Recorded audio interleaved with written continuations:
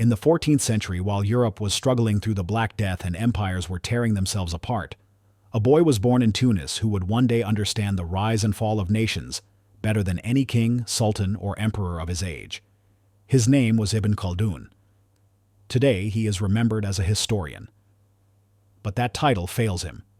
He wasn't just a historian. He wasn't just a philosopher. He wasn't even just an economist, though he predicted economics centuries before the field existed. Ibn Khaldun was something far rarer, a scholar who could see patterns in the chaos of history. He lived in a world defined by instability, dynasties collapsing, rulers assassinated, tribes warring, kingdoms rising and disappearing in a single lifetime. Most people saw this as fate, or the will of God, or simply misfortune. Ibn Khaldun saw something else: cycles. He realized that civilizations weren't random. They moved in predictable stages: birth, growth, power, luxury, decay, collapse. And he didn't learn this from books. He learned it from survival. As a young man, he watched his family exiled, his teachers imprisoned, his city invaded. He served as a diplomat, a judge, an ambassador, even a political hostage.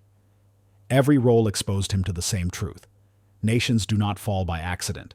They fall by design, their own design. But while rulers obsessed over armies and palaces, Ibn Khaldun focused on something deeper: the psychology of societies.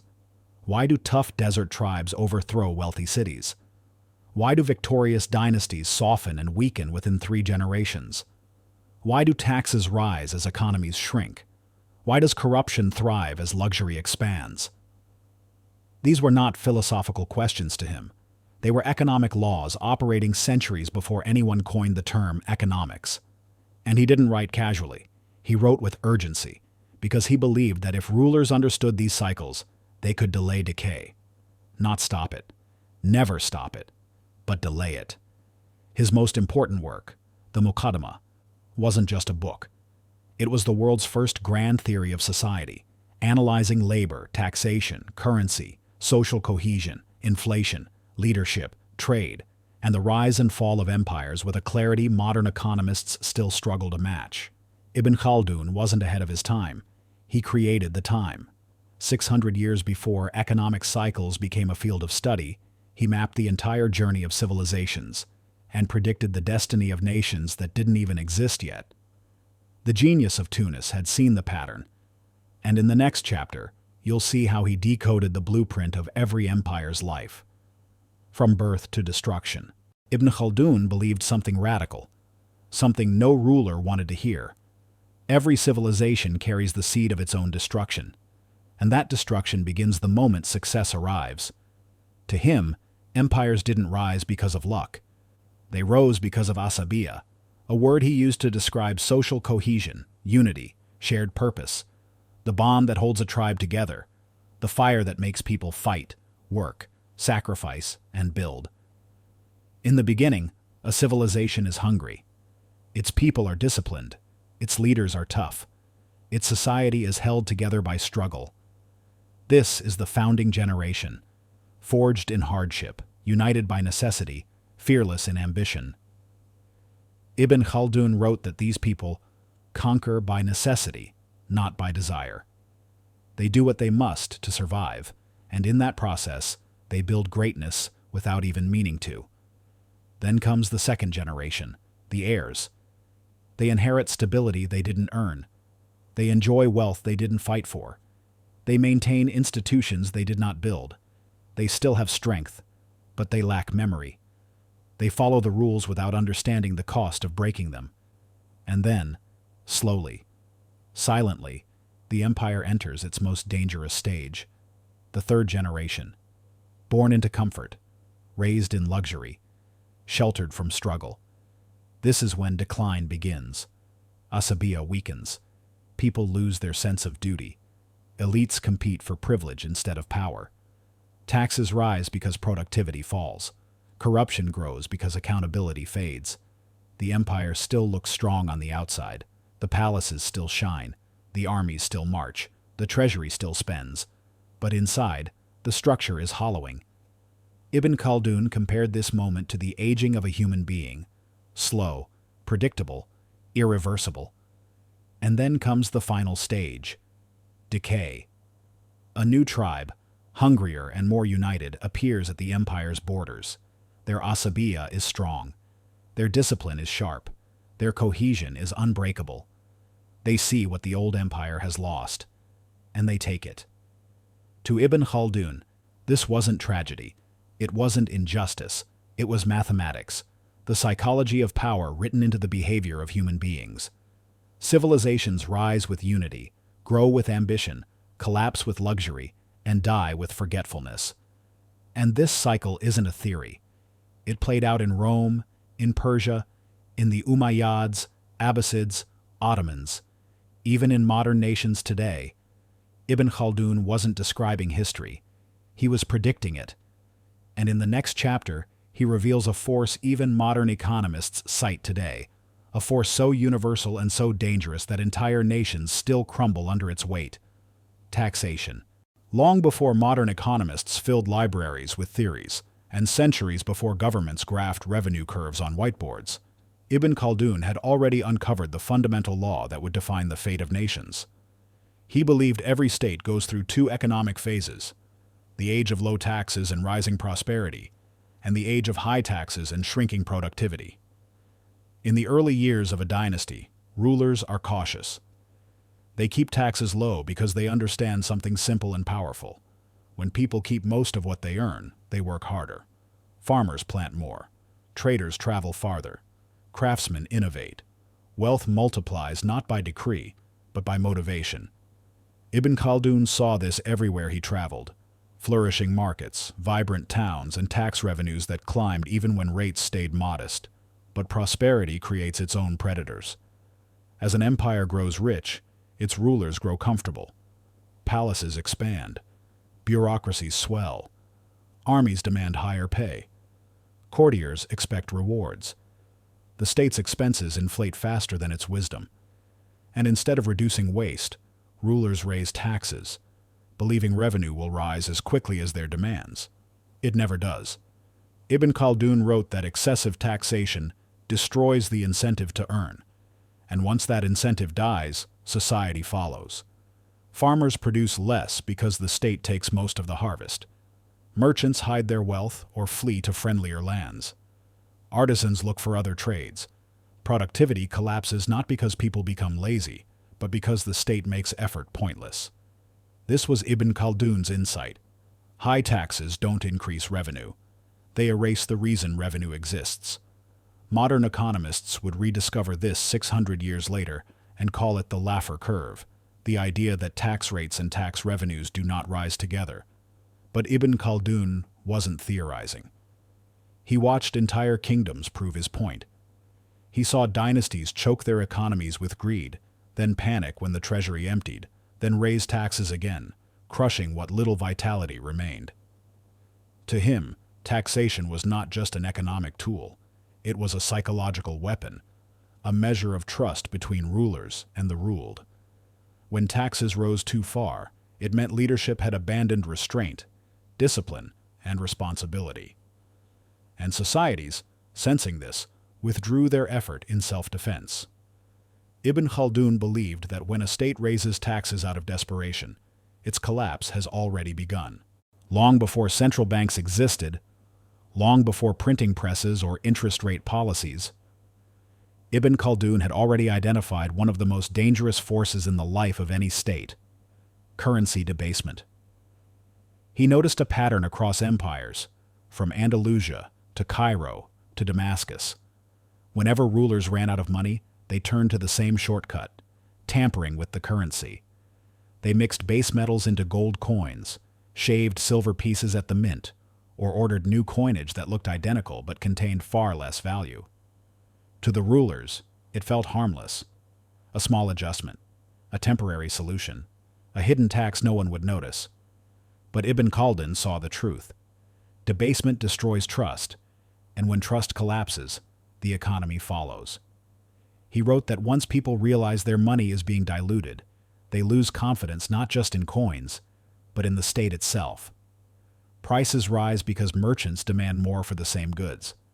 Salaries fall behind inflation. Savings lose their meaning, and commerce becomes unstable, unpredictable, suspicious. It wasn't the metal that mattered. It was the faith behind the metal. He argued that every currency is a promise, a covenant between ruler and society. Breaking that promise is the beginning of decline, and rulers broke it often. When treasuries emptied, they debased. When armies demanded payment, they debased. When palaces expanded and luxuries multiplied, they debased. Each time they believed they had discovered a clever trick. Each time the economy suffered. Ibn Khaldun explained inflation centuries before the word existed. He saw that rising prices weren't caused by merchants or greed, but by rulers expanding the money supply without expanding real wealth. The coin became lighter. The economy became heavier. And then came the deeper insight, the one modern economists still debate. He argued that inflation doesn't start with markets. It starts with government behavior, corruption, luxury, overspending, administrative bloat. These weren't just political problems. They were economic signals. When a state lived beyond its means, it would eventually debase its currency or raise taxes. Both choices led to the same slow poisoning of society. Workers lost motivation. Traders lost confidence. Producers lost stability. Investment evaporated. An empire that once thrived on discipline now survived on illusion, and illusions always collapse. Ibn Khaldun believed that bad money was one of the clearest symptoms of moral decay in leadership. Once a state debased its currency, its decline was no longer a possibility. It was a timeline. He didn't need spreadsheets, interest rates, or central bank data. He had history. And history told him the same lesson again and again. When a ruler manipulates the value of money, he is really manipulating the future of his entire civilization. Ibn Khaldun believed that the true enemy of every empire wasn't invasion, famine, or war. The real destroyer was something quieter, softer, and far more seductive. Luxury. To him, luxury wasn't a reward of success. It was the beginning of rot. He wrote that when societies grow wealthy, their rulers inevitably expand their palaces, their courts, their comforts, and their dependencies. The struggle that once forged unity dissolves into indulgence. The discipline that once built an empire melts into ease, and with luxury comes corruption. Not the obvious kind found in bribes or stolen funds, but the deeper corruption of spirit. Officials begin seeking privilege instead of responsibility. Elites compete for influence instead of achievement. Administrators multiply while productivity shrinks. The government grows more expensive even as it grows less capable. Ibn Khaldun saw this as a psychological shift. The founding generation was shaped by hardship, the next by memory, the last by comfort. Comfort made them fragile. He observed that rulers in the late stages of a dynasty surround themselves with flatterers instead of thinkers, entertainers instead of advisors, courtiers instead of warriors. They demand loyalty while abandoning virtue. And the people, sensing the change, lose their trust in authority. The bureaucracy grows fat, the treasury grows thin, the sense of shared purpose collapses, and the ruler, no longer supported by a unified society, must rely on force instead of respect. Taxes increase, punishments harshen, laws multiply, not because the state is strong, but because it is weak. Then comes the next stage, outsourcing strength. An empire that once defended itself now hires mercenaries, allies, or foreign powers to do its fighting. Ibn Khaldun wrote that when a state must pay others to protect it, its decline is already irreversible. The ruler loses the loyalty of his people and becomes dependent on those who serve only for gold. Meanwhile, the ruling class becomes obsessed with appearances, ceremonial displays of power, elaborate luxuries, public monuments meant to hide internal decay. They look strong from a distance, but hollow up close. Ibn Khaldun compared this phase to a tree dying from within. The trunk stands tall, but its core is empty. As corruption deepens, as luxury grows, as unity evaporates, the dynasty becomes vulnerable to forces it once dominated. A smaller, hungrier, more disciplined group, often from the frontiers, rises with stronger cohesion and greater purpose, and they overthrow the empire that once seemed invincible. For Ibn Khaldun, this wasn't fate, it was diagnosis, a prediction written into human nature itself. 600 years after Ibn Khaldun wrote the Muqaddimah, nations still rise and fall exactly as he predicted. The empires are different, the technologies are new, but the underlying psychology, the human tendencies that shape societies, has not changed at all. Modern states believe they're immune to history. They point to their GDP, their institutions, their armies, their central banks. They insist that collapse is something that happens to ancient kingdoms, not advanced nations with satellites, stock markets, and nuclear weapons. But Ibn Khaldun would disagree. He argued that civilizations don't fall because of external enemies. They fall because their internal character changes. And when you study today's world through his lens, the pattern is unmistakable. Nations built on hardship become powerful. Nations built on power become wealthy. Nations built on wealth become comfortable. Nations built on comfort become fragile. And fragility always invites decline. Look at taxation. Ibn Khaldun's warning echoes across modern economies. As governments accumulate debt and expand social spending, they raise taxes or inflate their currency, both of which slowly suffocate productivity. Workers lose incentive. Innovation slows. Growth falters. The same pattern that destroyed medieval dynasties now undermines advanced economies. Look at currency debasement. Today's rulers don't shave silver coins. They print money. They manipulate interest rates. They flood markets with liquidity. But the effect is the same. Trust erodes, savings shrink, and inflation eats away at the middle class. Ibn Khaldun described this centuries before the first central bank existed. Look at luxury and corruption, political polarization, bloated bureaucracies, disconnected elites, shrinking social cohesion. These are not modern anomalies. They are classic signs of a dynasty entering its late stage. When leaders become more focused on maintaining their privileges than serving their people, decline becomes inevitable.